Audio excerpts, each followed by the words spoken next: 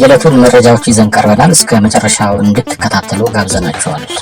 የግብፁ ፕሬዝዳንት አብደልፈታህ አልሲሲ እና የሱዳን ጄኔራል አብዱልፈታህ አልቡርሃን በናይል ተፋሰስ ላይ የውሃ ደህንነትን በጋራ ለማስጠበቅ መወያየታቸው ተገለጸ። የሱዳን ፕሬዝዳንት ጄኔራል አልቡርሃን ሰኞ ዕለት በግብፅ ካይሮ ጉብኝት ባደረጉበት ወቅት ሁለቱ መሪዎች በተለያዩ ጉዳዮች ላይ መወያየታቸው የተገለጸ ሲሆን በአፍሪካ ቀንድ ጉዳዮች በተለይም በአባይ ተፋሰስ ዙሪያ መነጋገራቸውን የግብፅ ፕሬዝዳንት ጽሕፈት ቤት አስታውቋል። የሁለቱ ሀገራት መሪዎች ባወጡት መግለጫ ላይ መሪዎቹ በሱዳን መልሶ ግንባታና በውሃ ደህንነት ላይ መወያየታቸውን ገልጸዋል።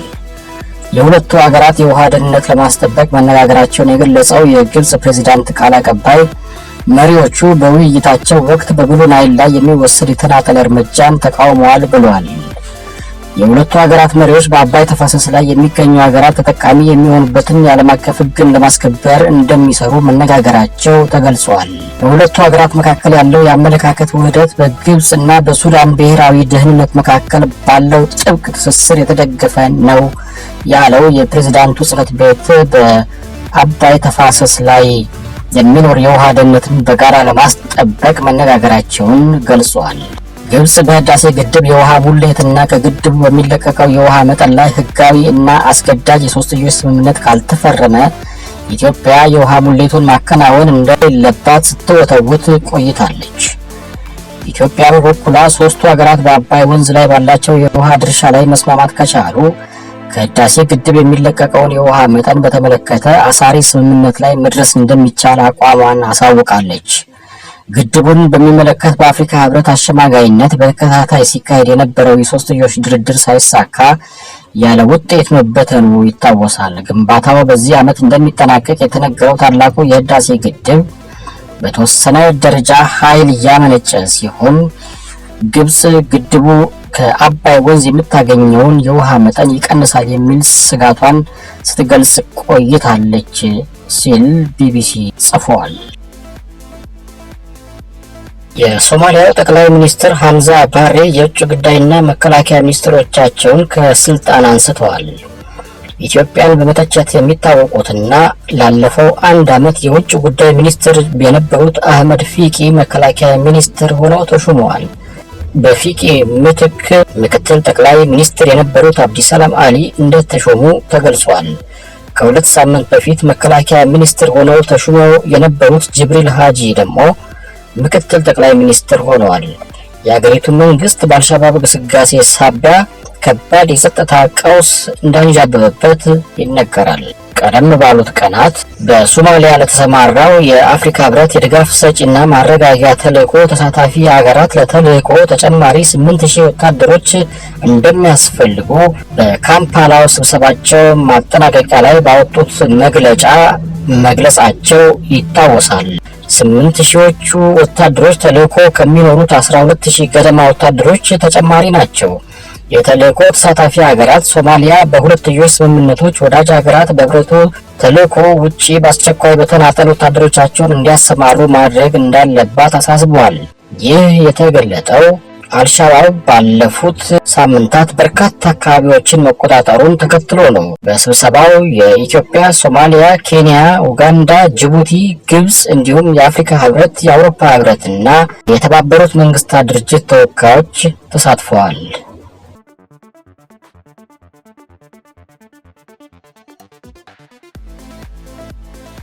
በጅቡቲ የሚገኙ ኢትዮጵያውያን ስደተኞች አቤቱታ እያሰሙ ይገኛሉ።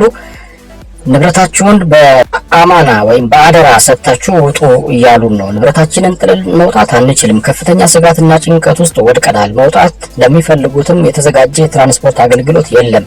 መምጫ የሌለው ህዝብ ብዙ ነው።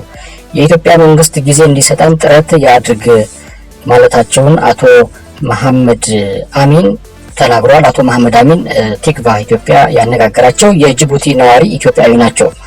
የጅቡቲ መንግስት በሀገሩ የሚኖሩ ሰነድ አልባ የሌሎች ሀገራት ዜጎች በፈቃዳቸው ሀገሪቱን ለቀው እንዲወጡ፣ እንደዛ ካልሆነ ግን የግዳጅ አፈሳ እንደሚጀምር አስታውቋል።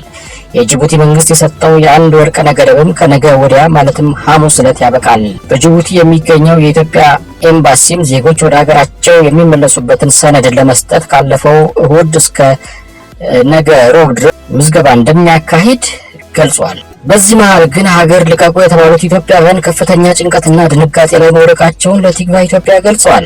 ዛሬ ጠዋት ከጅቡቲ በስልክ አስተያየታቸውን የሰጡን አቶ መሐመድ አሚን በዛች ሀገር ንብረት ማፍራታቸውን እንደዚሁም ቤተሰብ መመስረታቸውን ተናግረው የአሁኑ የጅቡቲ መንግስት ውሳኔ አስደንግጦናል፣ ምን ማድረግ እንዳለብንም ጨንቆናል ብለዋል።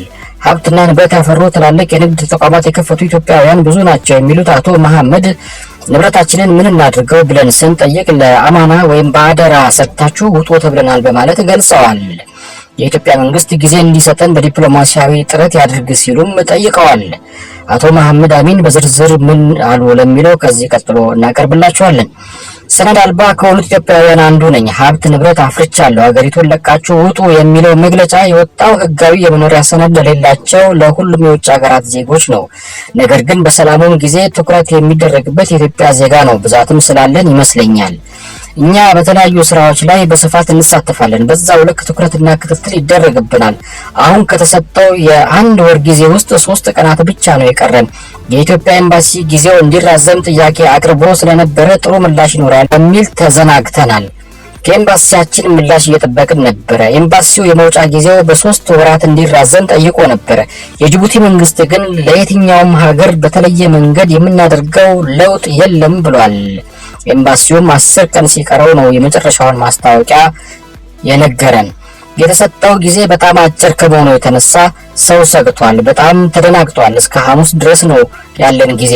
በዚህ ጊዜ ውስጥ ምን እንደምናደርግ ግራ ገብቶናል። ገንዘብ አለ፣ ንብረት አለ፣ ምግብ ቤት ያለው አለ፣ ሱቆች አሉን። እኔ ንብረት አለኝ፣ ቤተሰብ አለኝ። የጅቡቲ መንግስት ያለው ንብረታችሁን ለጅቡቲ ሰዎች በአማና ወይም ባደራ ሰጥታችሁ ውጡ ነው። ንብረታችንን እንዴት ነው ጥለን የምንሄደው? ማንን አምነን ነው እንደዛ የምናደርገው? ዘግተን መውጣት ብቻ ነው ያለን እድል።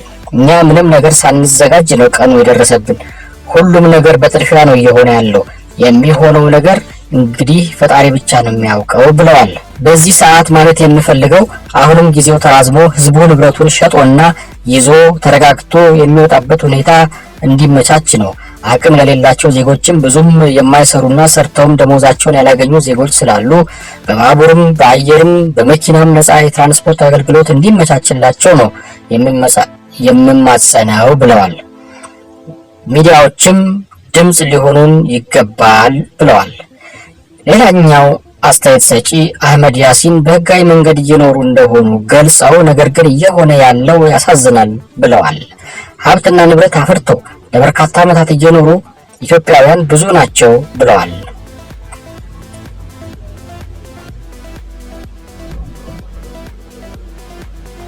ሀብትና ንብረት አፍርተው ለበርካታ ዓመታት የኖሩ ኢትዮጵያውያን ብዙ ናቸው ብለዋል።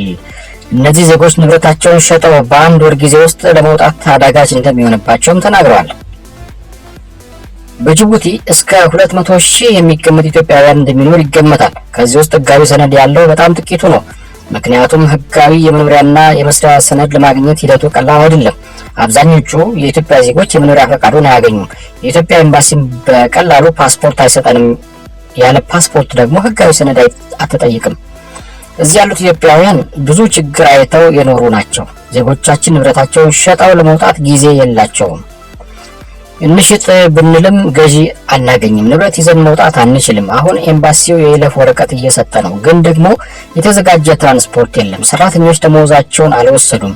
በኢትዮጵያ መንግስት በኩል ነፃ ትራንስፖርት ማዘጋጀት ነበረባቸው። አቅም የሌላቸው ስራ ያቆሙ ዜጎች አሉ። ስለዚህ ለነዚህ ሁሉ መታሰብ አለበት። ኢትዮጵያ ውስጥ ሲደርሱም መንግስት በክብር ቢቀበላቸው ላለው መልሰው እንዲቋቋሙ መንግስት ድጋፍ እንዲያደርግላቸው ጥሪ ያቀርባለሁ ብለዋል።